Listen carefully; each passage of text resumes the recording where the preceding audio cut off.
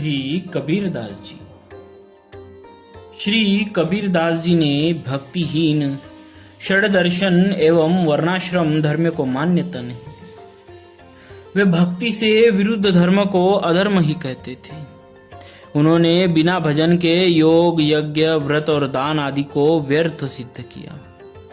उन्होंने अपने बीजक, रामायणी, शब्दी और साखियों में किसी मत विशेष का पक्षपात न करके सभी के कल्याण के लिए उपदेश दिया।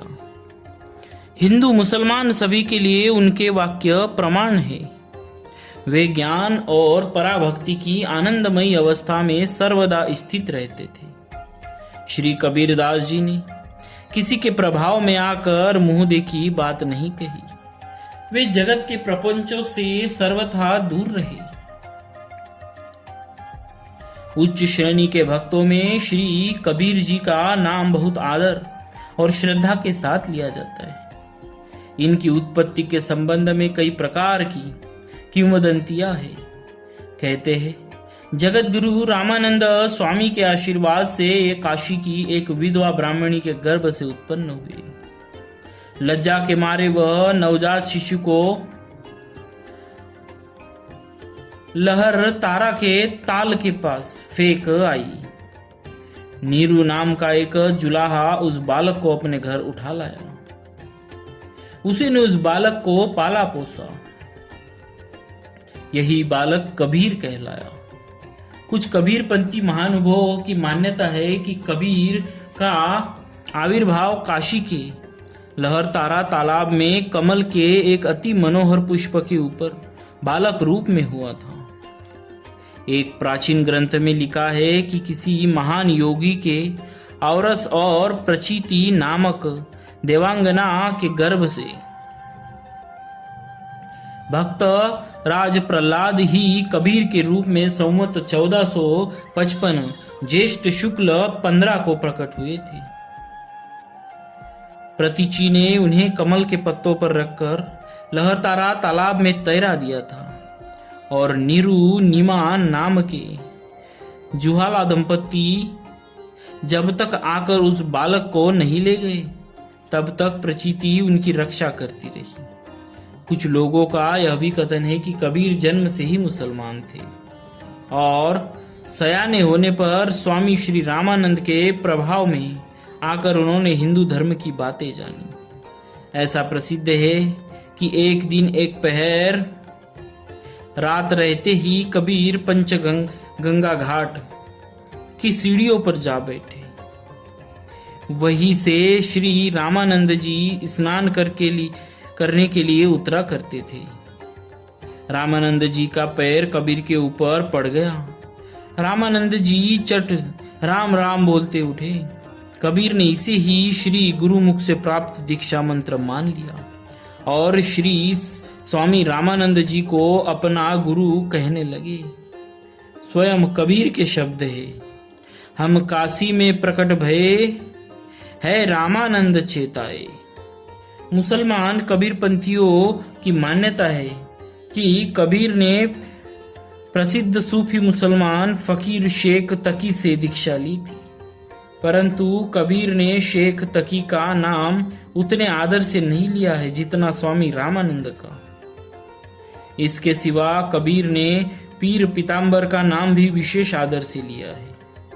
इन बातों से यही सिद्ध होता है कि कबीर जी ने हिंदू मुसलमान भेदभाव मिटाकर हिंदू भक्तों तथा मुस्लिम फकीरों का सत्संग किया और उनसे जो कुछ भी तत्व प्राप्त हुआ उसे हृदयंगम किया।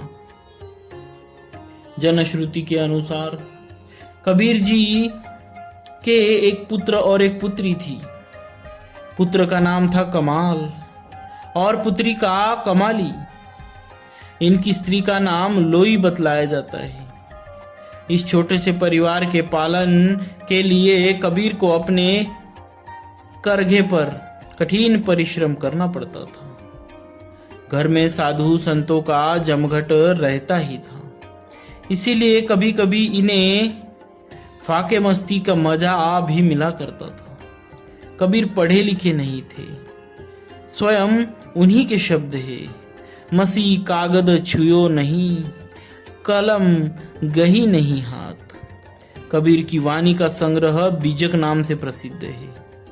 इसके 3 भाग है, रामायणी, सबद और साखी। भाषा खिचड़ी है।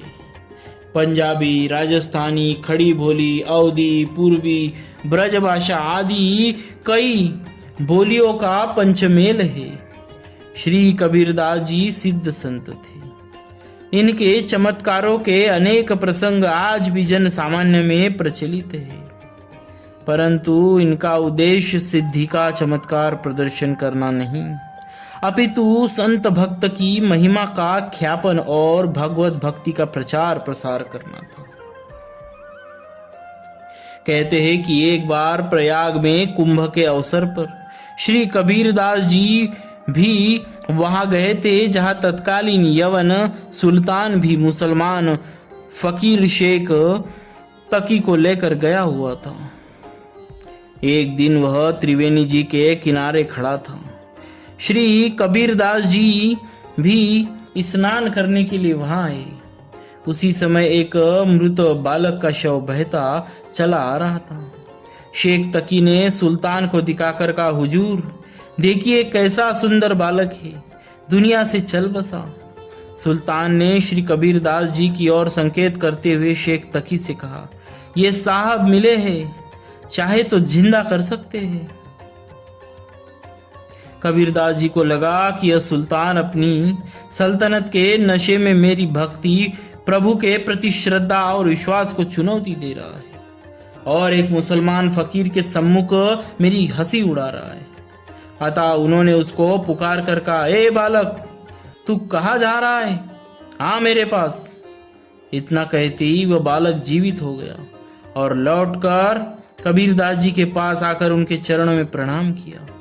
इस अद्भुत चमत्कार को देखकर बरबस ही सुल्तान के मुख से निकल पड़ा, कमाल है।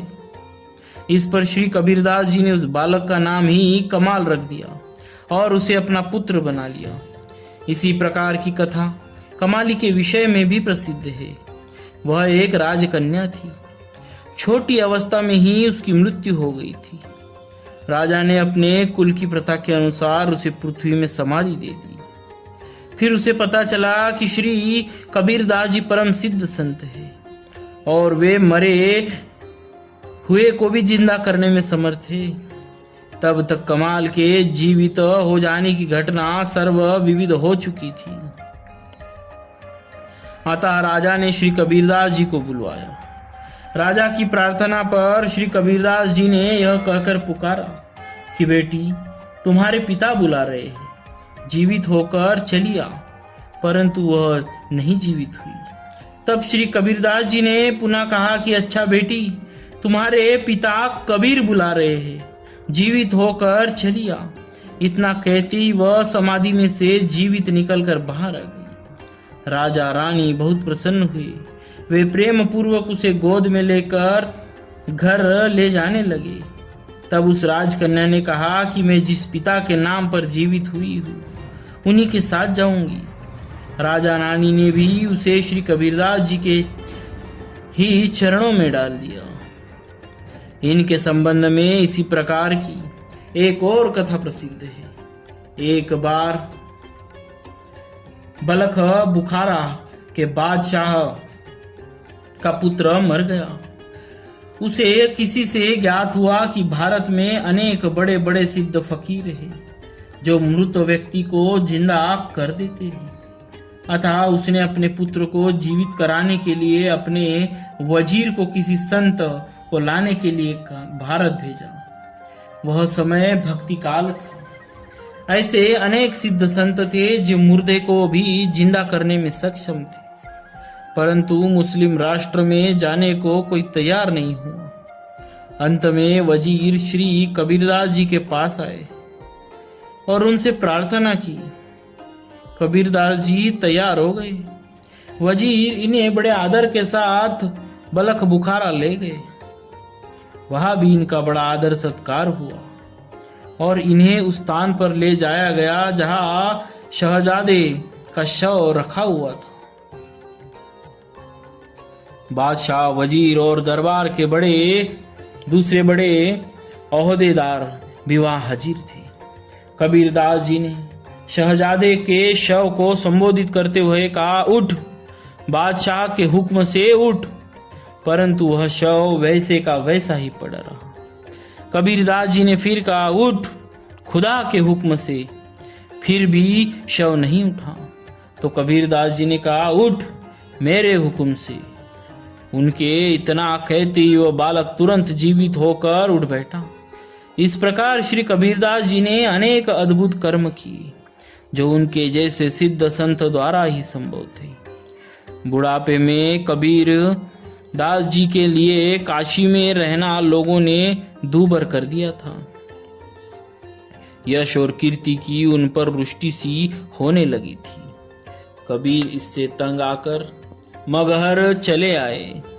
119 वर्ष की अवस्था में मगहर में ही उन्होंने शरीर छोड़ा। संत शिरोमणि कबीर का नाम उनकी सरलता और साधुता के लिए संसार में सदा अमर रहेगा। उनकी कुछ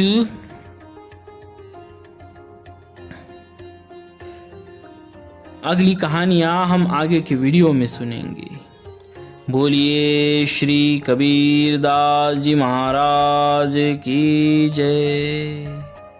भक्त